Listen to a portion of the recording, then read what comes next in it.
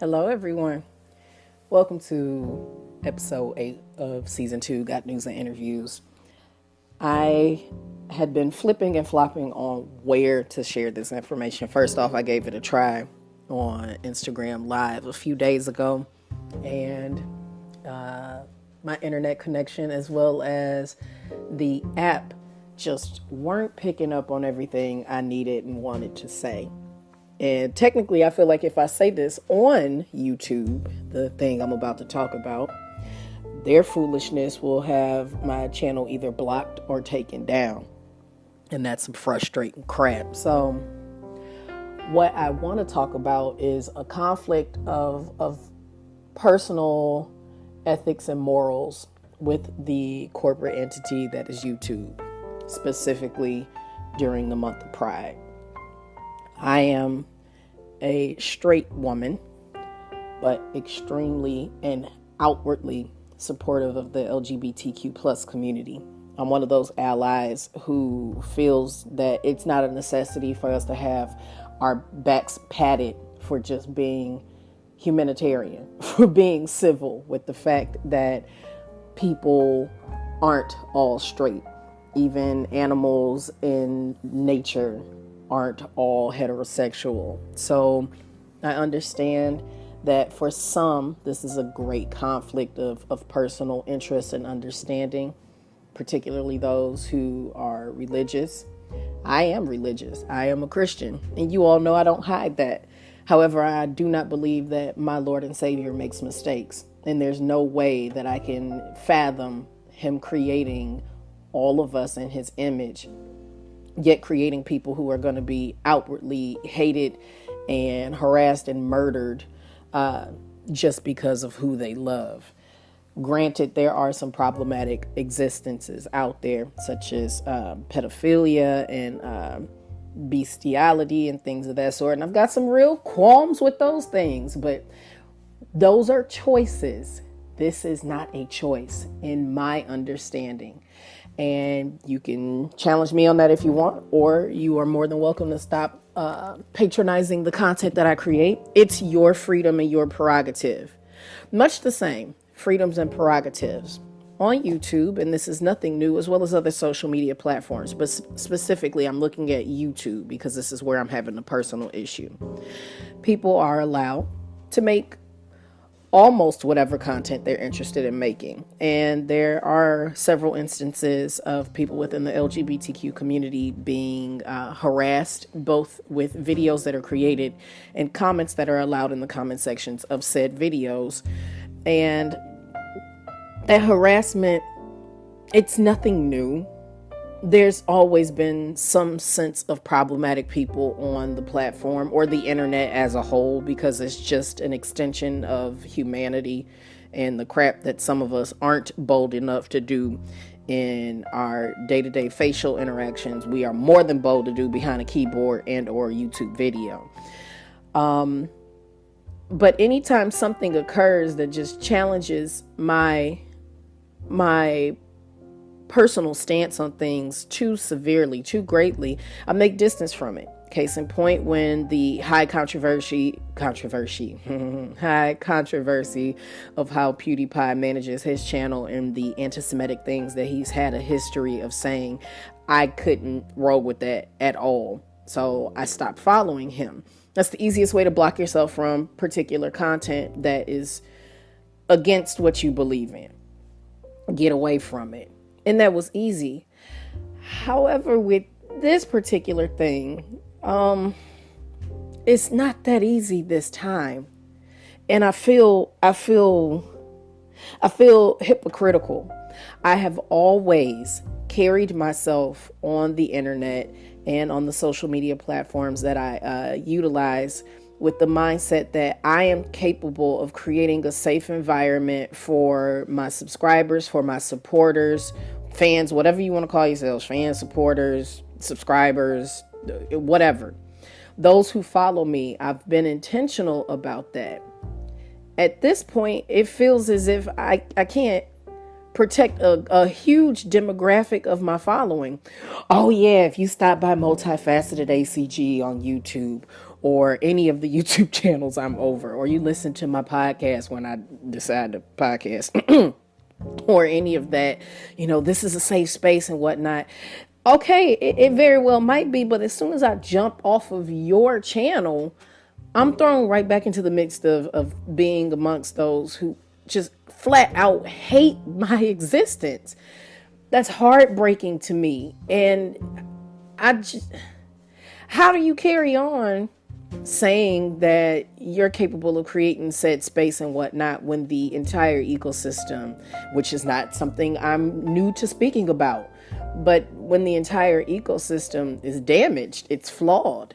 The internet is as a whole as well, and I don't see myself feeling guilted by using it because I feel like there's a greater divide, a greater span of space between me and websites that don't encourage and uplift people and content that doesn't do that as well.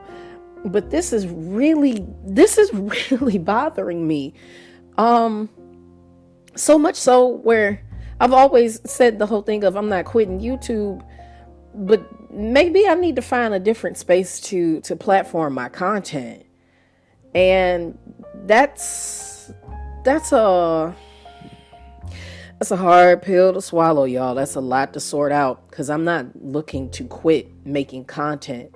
I love what I do. And I evidently love what I do because I'm not compensated for it. It's a hobby that I deeply enjoy sharing with others. I like being able to share the enthusiasm, talk about our excitement about the music, talk about things that we're not pleased with in the scene as a whole, things we want to see change and whatnot. And the difference with that compared to YouTube as a whole, when crap is going on in the world of K-pop or Hallyu and whatnot, some of it can be extremely upsetting and frustrating and whatnot. And there are a lot of repeat instances. I am not in denial of that whatsoever. But we do, at some point or another, see some changes. Either we get an apology from an artist or its labels, albeit sometimes those apologies are blanketed. Or we see a change in behaviors all around. A good example would be Henry Lau, who was called out about some things and decided that the best plan of action for him is to be a part of bringing attention to negative instances and behaviors that don't support who and what he is. I get that. I'm about that life. I'm about acknowledging, this was not the biz naive, this was not a smart move. What can we do? What can you do to improve? Let me help you understand where you can find resources. I don't believe it's my exclusive job to educate and re-educate on a regular basis. I've taken a very solid stance against that as a 2019 start, and I've stayed consistent with that. Because it's not my damn job to educate everybody. Yes, I know I have a space where I'm acknowledged as such, as someone who does have a lot to say about certain issues and whatnot, but I'm not your teacher. The internet can teach you, and if you've got some concerns about what you're finding, and if you feel like the information is conflicting, I'm more than happy to help point you in the appropriate direction, but I'm not the end all be all of your learning on how to be a better person. And we see changes in the ecosystem. We see changes that those of us who are long-term fans or those who are much longer in this fandom than I have ever been. I've been a fan since 2012. There are countless consumers who have been around much longer than that. We're seeing some historical things happen. It's undeniable because of the influence of consumers and our interests, and it's some amazing historical things happening. The amount of attention that the Western Recording Academy is giving to what is occurring here in Korea musically and whatnot, and it's just an exciting time. Conversely, YouTube don't give two shits about whatever it is that we say. We are often having things provided to us that aren't meeting the requests and demands of what we want to see change. we want you to be able to have better awareness and monitoring of the content that comes onto YouTube. Granted, we know there's millions and millions of videos because you all let it grow to that level. And your way of dealing with our direct requests about fixing that confusion is removing the built-in feature where our videos are tweeted and posted to Facebook instantly upon upload, thus creating a space where exposure that we could have gotten, because the lovely, delightful algorithm no longer consistently pulls up new content from people you're subscribed to. So instead of assisting us in the opportunity of being able to expound upon our audience, you hinder us and you start limiting the growth of channels. Okay, no bigs. We'll find a way around that.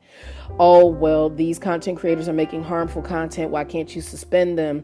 Oh, well, what we find is they're, just exerting their opinion, and to block it would be a hindrance to free speech, but it's allowing severe and aggressive harassment. I know there are people who walk around like, oh, you know what, this current generation, weak AF, how much harassment can you really do to me via the internet? Quite a damn bit. People have lost jobs. People commit suicide. Just because you have the wherewithal to stand against whatever idiot shit is going on don't mean other people do. And in my personal case concerning all of this that's going on with the LGBTQ plus community, there's too many people I love and deeply value who are adversely impacted by this. There's too many content creators who inspired me to step onto YouTube and share my thoughts and ideas and commentary. There's too many people who I've had as roommates, as neighbors, as people who would come and pick me up from school as a young lady and things of that sort. And just, I can't deny the existence of people who mean too much to me, nor can I deny the existence of people, period. And it feels that the desire to maintain a corporate status quo supersedes the necessity to just acknowledge that the environment is harmful. And I just don't know if I want to screw with that no more. It's really bothering me. So much so that it's stayed on my mind for days at this point. And I'm like, I'm going to have to express this. I've gotten some good suggestions and ideas from others, and they're like, well, you're not saying you want to end your content. You're just saying you're having an issue with where it's platformed. Maybe I need to focus a little bit more on podcasting until I feel as if things have changed there. That doesn't mean I can't take the content from my YouTube channels and turn it into a podcast. I most certainly can. There's all of these lovely and awesome apps and things out there now where it allows you to take your YouTube videos and convert it appropriately for podcasting. I think that's kind of cool. And then I have an album a day, which I took a few days off from unannounced, just because this whole thing with YouTube really did bum me out. I can't lie. It really made me extremely sad. So I can do that. I can come back to this a little bit more, be more proactive about securing my interviews and sorting out the type of news that I want to share with you all. I don't have to disappear. On Twitter is a space that has the capacity of being very, very toxic. But I have better control over how I use that platform. I can block out certain words and things of that sort, so I'm not inundated with that information. I can target my audience much more on there. If I only want to talk about the whole K-pop magic and whatnot, then I can accommodate that very well on there. If I only want to keep one space open for keeping my eyes and ears open to what's going on politically and whatnot, I have the features and control to be able to do that.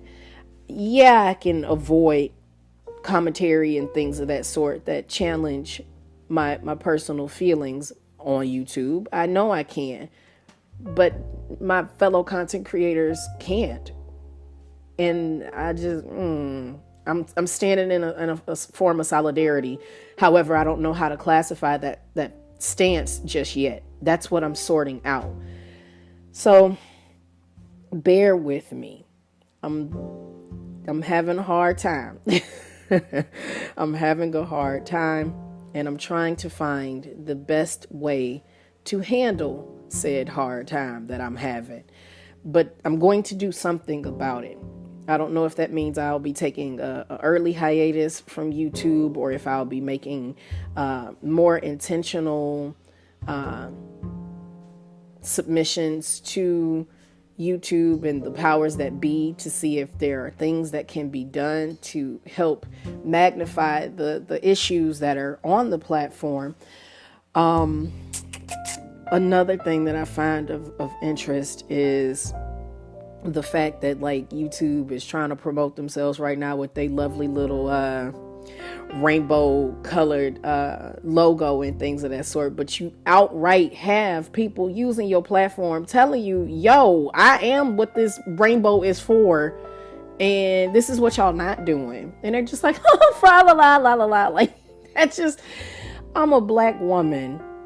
I'm an African American woman who also has Latinx in my family, LGBTQ in my circle, and I'm a woman, which our entire existence is under complete and utter attack right now in America. I can't stand by as a woman with any sense of awareness of those being ostracized and treated unfairly and try to justify that, well, you know, in this circumstance, it's okay for me to turn the other cheek. But this right here, this is a real problem. No.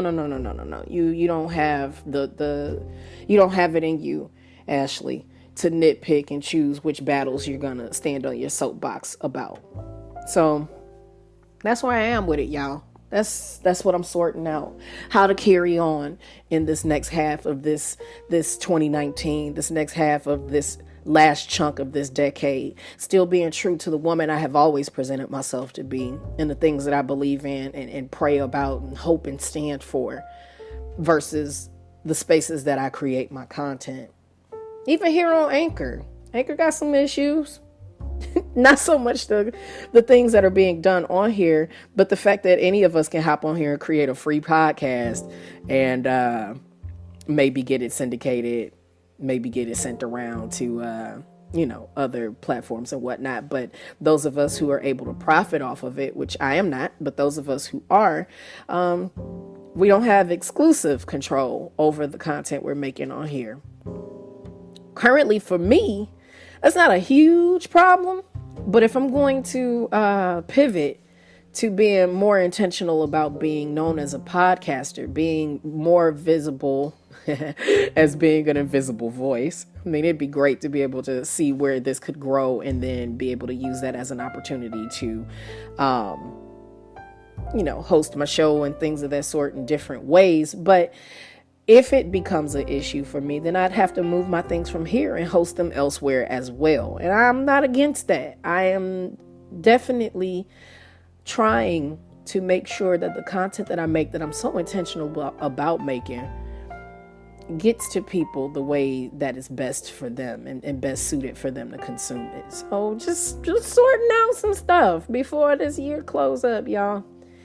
But I gotta be real about what's important to me and figure out the best way to be a conscientious consumer as well as a conscientious advocate. So we'll see what happens.